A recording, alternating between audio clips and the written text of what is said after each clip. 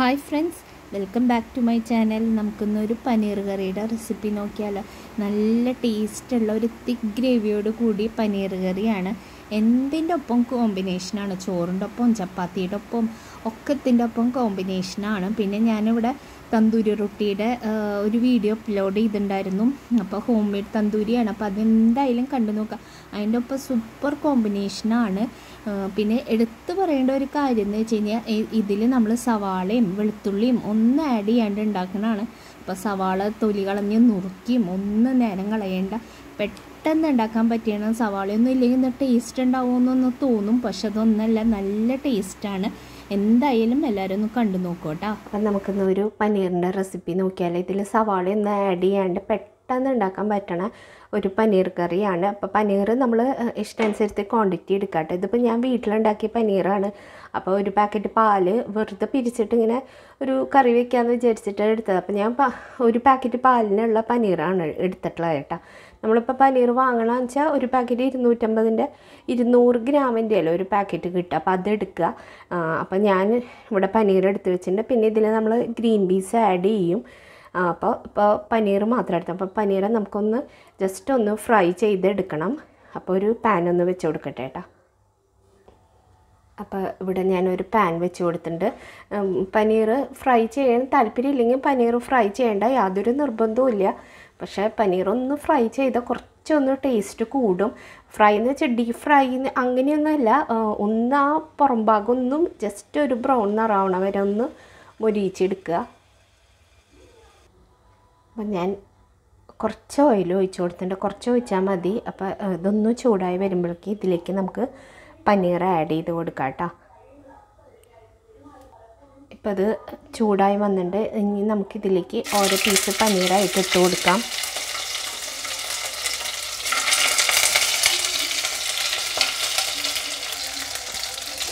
ഇതൊന്നും ഇങ്ങനെ പതുക്കെ ഇളക്കി കൊടുക്കാം കേട്ടോ. പതുക്കെ മീൻസ് ഒന്ന് ജസ്റ്റ് ഒന്ന് മൊരിഞ്ഞ് വരാൻ വേണ്ടിയിട്ടാണ്. ഒന്ന് ഇങ്ങനെ നമ്മുടെ ആ പുറം ഭാഗം ഒന്ന് മാത്രം, ഇതിൽ വേറെ ഞാനൊന്നും മിക്സ് ചെയ്തിട്ടില്ല കേട്ടോ. പനീർ മാത്രമുള്ളൂ. മസാല മീൻസ് മുളക് പൊടി മഞ്ഞൾപ്പൊടി ഒന്നും മിക്സ് ചെയ്തിട്ടില്ല, ഉപ്പൊന്നും മിക്സ് ചെയ്തിട്ടില്ല. വെറുതെ പനീറൊന്ന് ഫ്രൈ ചെയ്തെടുക്കാനാണ്. അപ്പം അതൊന്ന് ഫ്രൈ ചെയ്തൊന്ന് കുറച്ച് നേരം ഒന്ന് ഈ ഓയിലിൽ കിടന്നൊന്ന് ഇതാവാൻ വേണ്ടിയിട്ടാണ്. അപ്പം അതൊന്ന് ഫ്രൈ ആവട്ടെ കേട്ടോ. അതൊന്ന് കളറൊന്ന് മാറി വന്നിട്ടുണ്ട്. ഇത്ര മതി കേട്ടോ. ഇനി ഇതിൽ കൂടുതൽ മുരിക്കണ്ട, ഇത്ര മതി. ഇതിൽ നിന്നൊന്ന് എടുത്ത് മാറ്റട്ടെ കേട്ടോ. ഞാൻ ഇത്ര ആയാൽ മതി കേട്ടോ. ഒരു ബ്രൗൺ നിറം വന്നിട്ടുള്ളത് കണ്ടല്ലോ, അത്ര ആയാൽ മതി.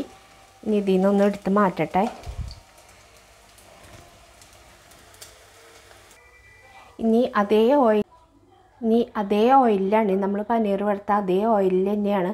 ഇനി ഇതിലേക്ക് നമുക്ക് തക്കാളി, ഞാൻ ഒരു വലുതല്ല മീഡിയം സൈസുള്ള 2 തക്കാളി എടുത്തിട്ടുള്ളത്. പിന്നെ ഒരു ചെറിയ പീസ് ഇഞ്ചി എടുത്തിട്ടുണ്ട്. പിന്നെ 2 പച്ചമുളക് എടുത്തിട്ടുണ്ട് കേട്ടോ. അപ്പോൾ ഇതിലൊന്ന് ഇട്ടിട്ടൊന്ന് ഒന്ന് മൂപ്പിച്ചെടുക്കണം.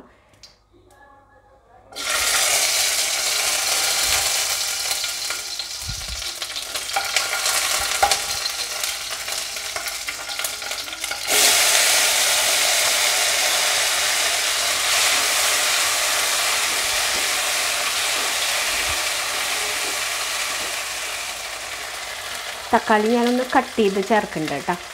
സോറി, ഇഞ്ചി തക്കാളി ഞാൻ കട്ട് ചെയ്തിട്ടാണ് ഇട്ടിട്ടുള്ളത്. എപ്പോഴും തെറ്റിപ്പോവും. ഇഞ്ചി ഒന്ന് ഞാൻ കട്ട് ചെയ്തിട്ട് ചേർക്കുന്നുണ്ട്. ഒന്ന് നീളത്തിൽ ചെറുതാക്കിയിട്ടൊന്ന് കട്ട് ചെയ്തപ്പോൾ എങ്ങനെയായാലും കുഴപ്പമൊന്നുമില്ല കേട്ടോ. ഞാൻ നീളത്തിൽ അരിയണമെന്ന് മാത്രം. ഇതിൽ നമ്മൾ വെളുത്തുള്ളി ആഡ് ചെയ്യണില്ല, സവാളയും ആഡ് ചെയ്യാണ്ട് ഉണ്ടാക്കുന്ന കറിയാണ്. എന്നും എന്താ പറയുക, സവാളയൊക്കെ ഇട്ടിട്ടുണ്ടാക്കണമ്പോൾ ഇടയ്ക്കൊരു ടേസ്റ്റ് ഒന്ന് മാറിയിട്ട് ഒന്ന് ചെയ്യാമെന്ന് വിചാരിച്ചിട്ടാണ്. അപ്പോൾ ഇതൊന്ന് നന്നായി തക്കാളി ഒന്ന് വെന്ത് വരട്ടെ കേട്ടോ. തക്കാളി നന്നായി ഒന്ന് വെന്ത് വരണം. അതുവരെ ഒന്ന് വെയിറ്റ് ചെയ്യാം.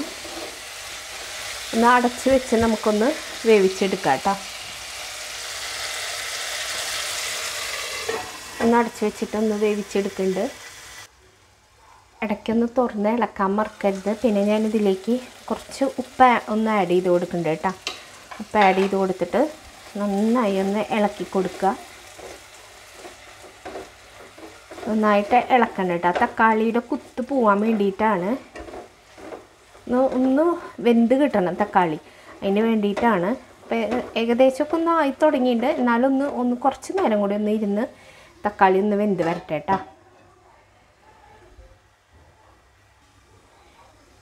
ഞാനൊരു കാര്യം ആദ്യം വിട്ടുപോയി. നമ്മളത് ചെയ്യണതിൻ്റെ ഒപ്പം ആദ്യം ഇടണം ഇതിലേക്ക് അണ്ടിപ്പരിപ്പ് ഇടണം കേട്ടോ. അണ്ടിപ്പരിപ്പ് ഇടാൻ മറന്നു പോയതാണ്. അപ്പോൾ കുറച്ച് അണ്ടിപ്പരിപ്പും കൂടി ഇട്ട് കൊടുത്തിട്ടൊന്ന് ഇതിലൊന്ന് കിടന്നൊന്ന് ഫ്രൈ ആവട്ടെ കേട്ടോ. ആദ്യം അണ്ടിപ്പരിപ്പ് ഇട്ട് കൊടുക്കാം. അപ്പോൾ ആ ഓയിലിൽ കിടന്നൊന്ന് ഫ്രൈ ആവും. അത് ഞാൻ മറന്നു പോയതാണ്. അപ്പോൾ എന്തായാലും കുഴപ്പമില്ല. ഇപ്പോൾ ഇത് ഈ സമയത്തായാലും കുഴപ്പമില്ല. ഇതൊന്ന് ഇതിൽ കിടന്നൊന്ന് ഫ്രൈ ആയിട്ട് വരട്ടെ.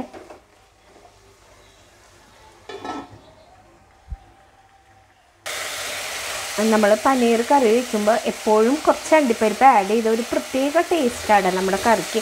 മാക്സിമം പനീർ കറി വയ്ക്കുമ്പോൾ എപ്പോഴും ആഡ് ചെയ്യാൻ നോക്കുക. ഞാനും കഴിയുന്നത് ആഡ് ചെയ്യാറുണ്ട് അണ്ടിപ്പരിപ്പ് എപ്പോഴും പനീർ കറിയിൽ.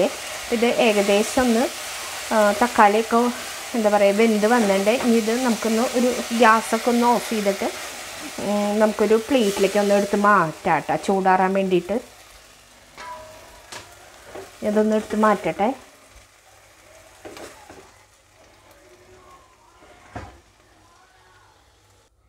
ഇനി ഇതൊന്ന് ചൂടാറാൻ വേണ്ടി ഒന്ന് വെയിറ്റ് ചെയ്യട്ടെ. നന്നായി ചൂടാറിയിട്ട് വേണം നമുക്കിതൊന്ന് അരച്ചെടുക്കാൻ. ഞാൻ അതേ പാനിൽ തന്നെ കുറച്ച് ഓയിലും കൂടി ആഡ് ചെയ്യണം. ഇതിപ്പോൾ ഞാൻ നന്നായിട്ട് പേസ്റ്റ് പോലെ അരച്ചെടുത്തിട്ടുണ്ട്. അതിവിടെ സൈഡിൽ ഇരിക്കട്ടെ കേട്ടോ. ഇനി അതേ പാനിൽ കുറച്ചും കൂടിയും ഓയിൽ ഒഴിച്ച് കൊടുക്കണം. എന്നിട്ട് നമുക്ക് ഇതിലേക്ക് മസാലകൾ ആഡ് ചെയ്യണം കേട്ടോ. കുറച്ചും കൂടി ഓയിൽ ഒഴിച്ച് കൊടുക്കുന്നുണ്ട്. ഇതിലേക്ക് ഓയിലൊന്ന് ചൂടായി വരട്ടെ. ഓയിലൊന്ന് ചൂടായി വന്നപ്പോൾ ഇതിലേക്ക് നമുക്ക് ഇനി മസാല ആഡ് ചെയ്യണം. മസാല എന്ന് വെച്ച് കഴിഞ്ഞാൽ ഒരു 1/2 ടീസ്പൂൺ ജീരകവും 2-3 ഏലക്കായ കേട്ടോ. ഞാനത് സ്പ്ലിറ്റ് ചെയ്തിട്ട് ഇട്ടിട്ടുള്ളതാണ്. അത് ഇതിലേക്ക് ആഡ് ചെയ്യുക. പിന്നെ പട്ട ഉണ്ടെങ്കിൽ, മുഴുവനോടായിട്ടുള്ള പട്ട ഉണ്ടെങ്കിൽ അത് ആഡ് ചെയ്യാം. അപ്പോൾ ഞാനിതിലേക്ക് പൊടിയാണ് ആഡ് ചെയ്യണത്. ഇനി ഇതിലേക്ക് ഒന്ന് മൂത്ത് വരുമ്പോൾ നമ്മൾ അരച്ച് വെച്ചിട്ടുള്ള മസാല ആഡ് ചെയ്യാം കേട്ടോ. ഒന്ന് ഓയിൽ കിടന്നൊന്ന് മൂക്കട്ടെ. അതിന് ശേഷം ഇതിലേക്ക് നമുക്ക് അരച്ച് വെച്ചിട്ടുള്ള മസാല ആഡ് ചെയ്ത് കൊടുക്കാം. ഇത് നന്നായി ഒന്ന് ഇളക്കണം കേട്ടോ. നന്നായി ഇളക്കണം. ആ ഓയിലിൽ കിടന്നതൊന്ന് മൂത്ത് വരണം. വല്ല പച്ചക്കുത്തൊക്കെ ഒന്ന് പോവാൻ വേണ്ടിയിട്ടാണ്. ഇതൊന്ന് നമുക്കൊന്ന് അടച്ച് വെച്ചിട്ട് ഒന്ന് വേവിച്ചെടുക്കാം. ആ ഓയിലൊക്കെ ഒന്ന് തെളിഞ്ഞ് വരണം. അതുവരെ ഒന്ന് വെയിറ്റ് ചെയ്യാം കേട്ടോ. നമുക്കിതൊന്ന് തുറന്ന് നോക്കാം. ഇപ്പോൾ കണ്ട നമ്മൾ ഒഴിച്ച് കൊടുത്തിട്ട് ഓയിലിൻ്റെ ഇതൊക്കെ ഒന്ന് തെളിഞ്ഞ് വന്നിട്ടുണ്ട്. ഇനി ഇതിലേക്ക് നമുക്ക് പൊടികൾ ആഡ് ചെയ്ത് കൊടുക്കാം കേട്ടോ. അങ്ങനെ ഓയിൽ പുറത്തേക്ക് വരുന്ന വരെ ഒന്ന് വെയിറ്റ് ചെയ്യണം. അപ്പോൾ ആ ഓയിൽ കിടന്നിട്ട് നമ്മുടെ മസാലകളൊക്കെ മൂത്ത് വരും. അപ്പോൾ ഇതിലേക്ക് ഇനി പൊടികൾ ആഡ് ചെയ്ത് കൊടുക്കാം. ആദ്യം ഞാൻ ഒരിത്തിരി മഞ്ഞൾപ്പൊടി ആഡ് ചെയ്ത് കൊടുക്കുന്നുണ്ട്. മഞ്ഞൾപ്പൊടി, ഒരു നുള്ളു മഞ്ഞൾപ്പൊടി,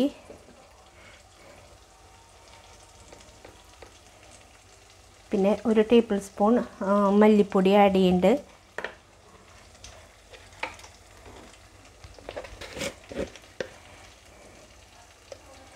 പിന്നെ ഒരു 1/2 ടീസ്പൂൺ നമ്മുടെ മുളക് പൊടി ആഡ് ചെയ്യുന്നുണ്ട്.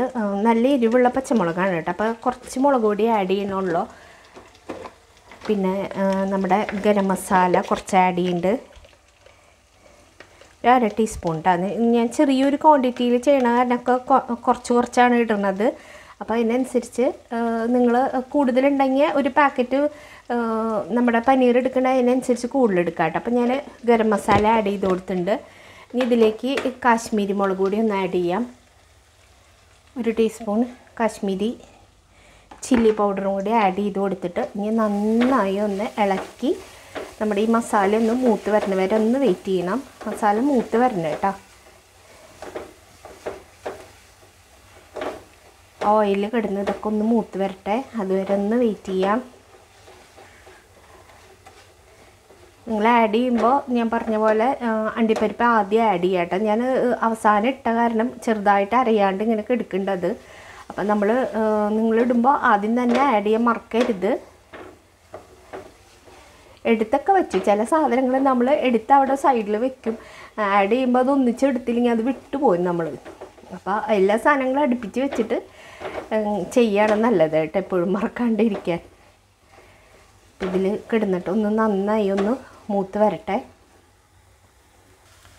നമ്മുടെ മസാലയൊക്കെ നന്നായി മൂത്ത് ഓയിലൊക്കെ ഇങ്ങനെ തെളിഞ്ഞ് വന്നിട്ട് പുറത്തേക്ക് വന്നിട്ട് ഇതിലേക്ക് നമുക്ക് ഗ്രീൻ പീസ് ആഡ് ചെയ്ത് കൊടുക്കാം കേട്ടോ. ഞാൻ കുറച്ച് ഗ്രീൻ പീസ് വേവിച്ച് വെച്ചിട്ടുണ്ട്, നമ്മുടെ ഇഷ്ടമനുസരിച്ച് ആഡ് ചെയ്യാം കേട്ടോ. അപ്പോൾ എല്ലാവരും വേണമെങ്കിൽ അധികം ഗ്രീൻ പീസ് ഇഷ്ടമില്ലെങ്കിൽ ആഡ് ചെയ്യണ്ട, കുറച്ച് ആഡ് ചെയ്താൽ മതി. സോറി, പെട്ടെന്ന് തുമ്മൽ വരുന്നുണ്ട്. ഞാൻ ഗ്രീൻ പീസിൽ കിടന്ന് ആ മസാലയിൽ കിടന്ന് ഗ്രീൻ പീസിലല്ല മസാലയിൽ കിടന്ന് ഗ്രീൻ പീസ് ഒന്ന് മിക്സായി വരട്ടെ കേട്ടോ. അതിന് ശേഷം നമുക്കിതിലേക്ക് ചൂടുവെള്ളം ആഡ് ചെയ്ത് കൊടുക്കണം. അപ്പം നന്നായി ഒന്ന് മിക്സായിട്ടുണ്ട്. ഇനി ഇതിലേക്ക് നമുക്ക് ചൂടുവെള്ളം ആഡ് ചെയ്ത് കൊടുക്കാം കേട്ടോ. ഞാൻ ആ മിക്സിയുടെ ജാറിലേക്ക് കുറച്ചും കൂടി വെള്ളം ഒഴിച്ചിട്ടാണ് ഒഴിച്ചു കൊടുക്കുന്നത്. അടിയിൽ എന്തായാലും ഇങ്ങനെ കുറച്ചായിട്ട് ഇങ്ങനെ പിടിച്ച് നിൽക്കുന്നുണ്ടായിരുന്നു. അപ്പോൾ അതിൽ ഇത്തിരി ചൂടുവെള്ളം ഒഴിച്ചു കൊടുത്തിട്ടുണ്ട്.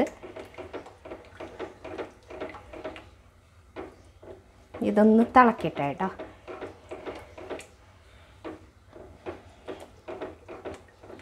ഗ്രീൻ പീസ് ഒന്ന് ഗ്രേവിയിൽ കിടന്നൊന്ന് നന്നായി ഒന്ന് തിളച്ച് വരട്ടെ, അതുവരെ ഒന്ന് വെയിറ്റ് ചെയ്യാം. ഒന്ന് അടച്ചു വെച്ചൊന്ന് തിളപ്പിച്ചെടുക്കാം നമുക്ക്.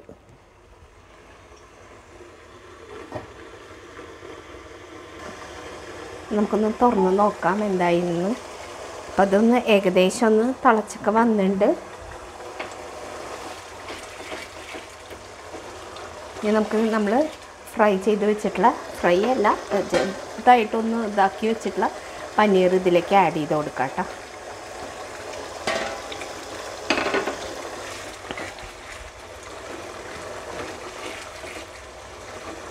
പിന്നെ ഉപ്പൊക്കെ ഒന്ന് നോക്കുക, ഉപ്പ് പുളിയോ വല്ലൊന്ന് കുറവുണ്ടെങ്കിൽ, പുളി ഇനിയിപ്പോൾ കുറവുണ്ടെങ്കിൽ നമുക്കിനി തക്കാളിയൊക്കെ ഇതാക്കിയിട്ട് വേണം. അപ്പോൾ പുളിയൊക്കെ പിന്നെ ഈ കറികളിലൊന്നും അധികം പുളിയൊന്നും അല്ലല്ലോ ആവശ്യം നമുക്ക്. അപ്പോൾ ഇത് ഏകദേശമൊക്കെ ഒന്ന് വെന്ത് വന്നിട്ടുണ്ട്. ഇനി അതൊന്ന് അതിൽ കിടന്നൊന്ന് തിളക്കിട്ടെ കേട്ടോ, നമ്മുടെ ആ പനീറൊക്കെ ഒന്ന് തിളക്കിയിട്ട്. അപ്പോൾ ഇതിലിത്തിരി ഞാൻ ഉപ്പ് നോക്കിയപ്പോൾ ഉപ്പ് ഇത്തിരി കുറവുണ്ട്, ഉപ്പ് ആഡ് ചെയ്ത് കൊടുക്കുന്നുണ്ട്. ഇനി ഇതൊന്ന് അടച്ചു വെച്ച് കുറച്ച് നേരം ഒന്ന് അടച്ചു വെച്ച് ഒന്ന് വേവിച്ചെടുക്കാം കേട്ടോ. പനീറിന് ഇപ്പോൾ അത്ര അധികം വേവൊന്നുമില്ല, എന്നാലും കുറച്ച് നേരം ഒരു 5 മിനിറ്റ് ഒന്ന് തിളപ്പിച്ചെടുക്കുക. അപ്പം ഞാനൊന്ന് തുറന്നൊന്ന് ഇളക്കി കൊടുത്തിട്ടുണ്ട്. ഇനി ഇതിലേക്ക് കുറച്ച് മധുരം ആഡ് ചെയ്ത് കൊടുക്കാം കേട്ടോ. മധുരം നമ്മുടെ ഇഷ്ടം അനുസരിച്ച് ആഡ് ചെയ്യാം. അധികം മധുരം ഇഷ്ടമില്ലെങ്കിൽ അധികം ആഡ് ചെയ്യണ്ട.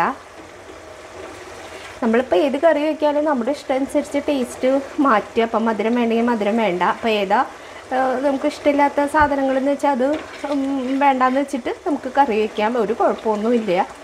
അപ്പോൾ അതൊന്ന് തിളച്ച് വന്നിട്ടുണ്ട്. ഇനി ഇതിലേക്ക് കുറച്ച് കസൂരി മേത്തി അല്ലെങ്കിൽ മല്ലിയില കേട്ടോ ഒന്ന് ആഡ് ചെയ്ത് കൊടുക്കട്ടെ. ഞാൻ കുറച്ചൊന്ന് ജസ്റ്റ് നമ്മുടെ കൈ കൊണ്ടൊന്ന് ഇങ്ങനെ ഇതാക്കിയിട്ട് ഇട്ട് കൊടുക്കുന്നുണ്ട്. എന്നിട്ട് നന്നായി ഒന്ന് ഇളക്കി കൊടുക്കട്ടെ. അപ്പം നമ്മുടെ കറി ഇവിടെ റെഡി ആയിട്ട് നല്ല ടേസ്റ്റാണല്ലോ.